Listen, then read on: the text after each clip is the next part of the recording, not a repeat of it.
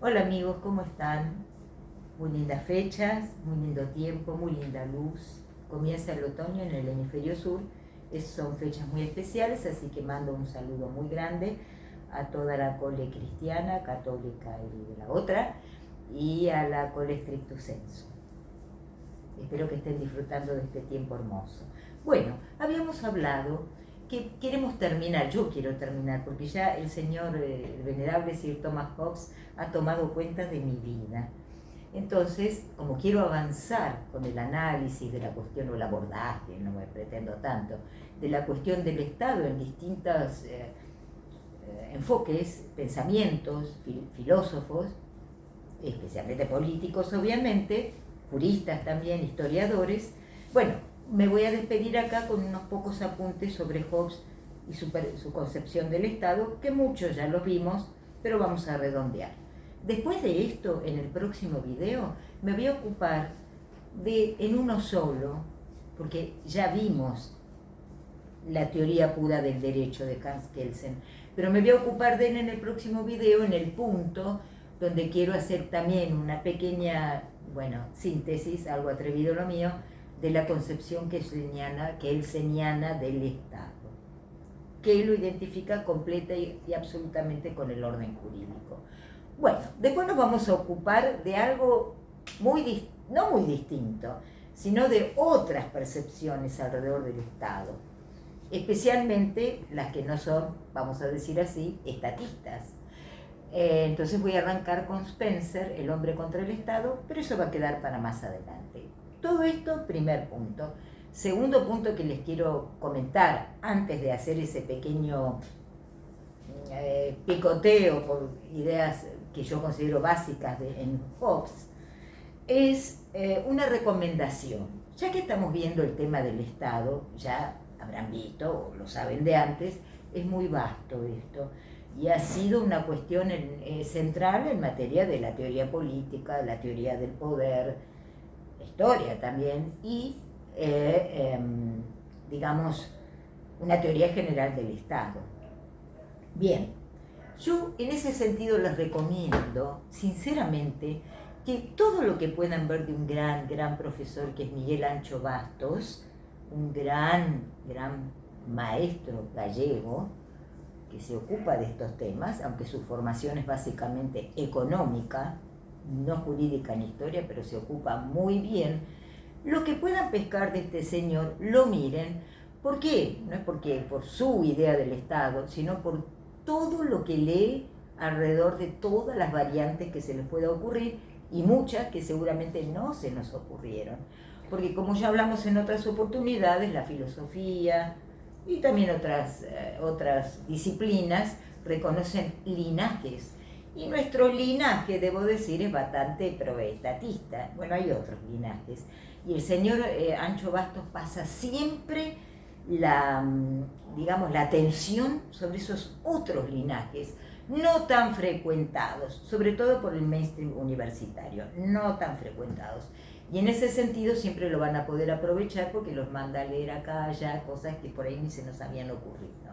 Solo les digo que el señor profesor Ancho Bastos se identifica como un ateo del Estado, y así como dice que Dios es una creencia, bueno, que él sostiene, pero esto no es el punto, el Estado también es una creencia, su bondad, su necesidad, su beneficio, su razón de ser también es una creencia, y que puede no estar. Nosotros alimentamos con la creencia esa realidad, digámoslo así. Por lo tanto, él se define como ateo del Estado.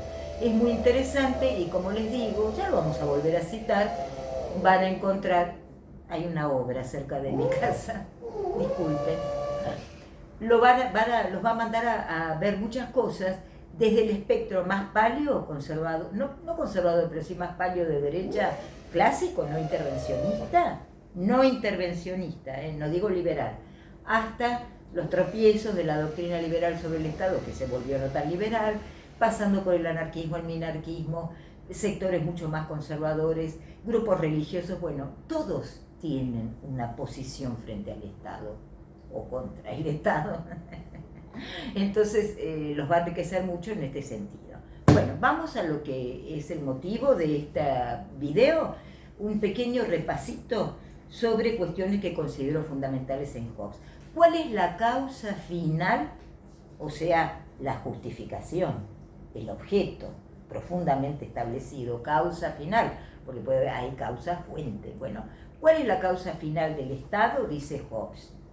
3 son básicamente: garantizar la paz, garantizar la seguridad y garantizar la vigencia de los derechos reconocidos a todos. Lo que no está reconocido a todos no es derecho, es privilegio. Eso hay que tenerlo bien en claro, y Hobbes también lo tiene bien en claro. Obviamente el eje es el derecho de propiedad, porque sin propiedad difícilmente podamos hablar de libertad, de propiedad contra el poder, ¿verdad? Contra el abuso, contra el manoteo del rey o del Estado. Bien, entonces la paz, la seguridad y la garantía de los derechos reconocidos a todos, esa es la causa final del Estado en su concepción, por un lado. En cuanto a esto de los derechos reconocidos a todos, obviamente está la vida y la libertad, porque sin eso no hay nada. Pero libertad y propiedad están íntimamente relacionados. Entonces, si sacamos la vida, libertad y propiedad están tan íntimamente relacionados que como que no existe uno sin el otro. Y ya vamos a volver sobre este tema, porque tengo mi mirada sobre eso. Coincido, pero quisiera desarrollarlo un poco más. Bien, también están, por supuesto, las garantías procesales, todo lo que ya hemos visto que desarrolla muy sabiamente y tempranamente Sir Thomas Hobbes. Bueno, entonces, eso por un lado. Por otro lado, hemos dicho, pensemos en esa frase: los pactos que no descansan en la espada son meras palabrerías. Para mí esta es una captación muy, no sé si sutil, pero sí muy sagaz que hace Hobbes. El derecho implica la fuerza, no la excluye, porque si no sería el consejo de mi mamá o un precepto moral muy respetable, pero no obligatorio en esos términos ni que se puede compeler a su cumplimiento. En cambio, lo que definimos como orden jurídico, lo que es delito, lo que no es delito, lo que es lo que podemos hacer en el ejercicio de la libertad, lo que no es ejercicio de la libertad, bueno, eso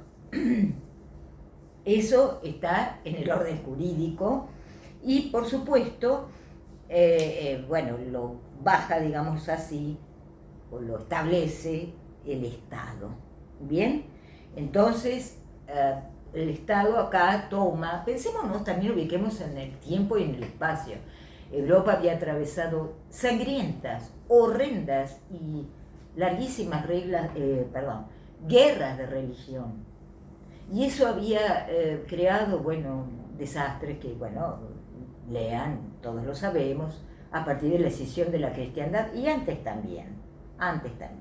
Entonces, por eso hay mucho en Hobbes de la reflexión acerca de la importancia de redefinir el poder monárquico, de separarse del papado, ¿bien? Que no de la cristiandad, del papado, y de plantear el poder estatal encarnado en la monarquía de una manera diferente. O sea, claramente el poder eclesiástico subordinado al civil y en cabeza del mismo monarca, en cabeza del rey.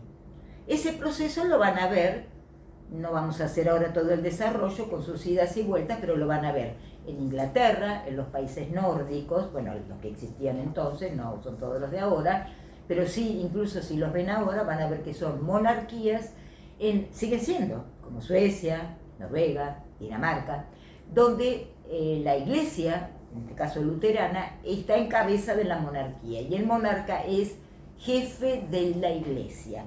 Afuera quedó el papado, y sobre esto Hobbes hace muchas reflexiones. No tengo tiempo para repetirlas a todas, pero solo alcanza a decir que se cuestiona si el Papa, en ese momento, estamos hablando del siglo XVII, tiene una autoridad que puede asemejarse a la de un monarca. Y desde ya que no, dice que no. En tanto príncipe temporal, sí, porque gobierna, no como ahora, ¿no? Entonces su reino vaticano, su principado vaticano, digámoslo así.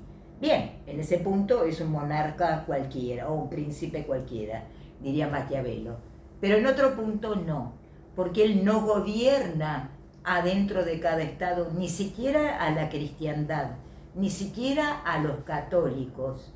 No en ese punto, porque el poder está en cabeza de un príncipe, un rey, una república, en cuanto a todo el diseño civil de la sociedad. No es que el Papa gobierna extraterritorialmente en esos términos. Bueno, eso lo deja muy claro. Otra cosa que les quiero contar que me encanta es cómo él divide la historia del mundo. Bueno, el mundo es desde su creación hasta el diluvio, primera etapa de la historia del mundo y de la humanidad. Ahí hay un pacto, vayan a la escritura, un pacto que les va a recordar mucho al otro, al de Moisés.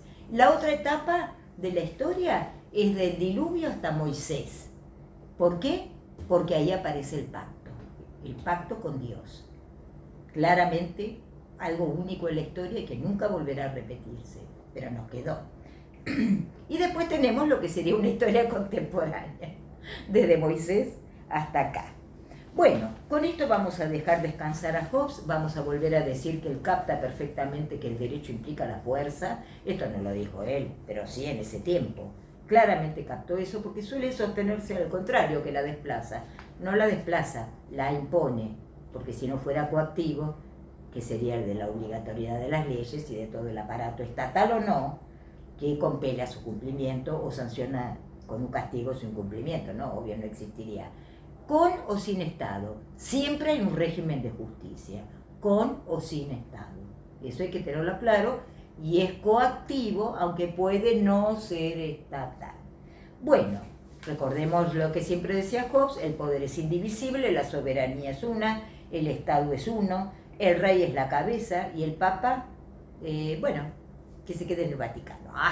Bueno, nos vemos en la próxima con Hans Kelsen y su concepción del Estado. Felicidades en estas fechas.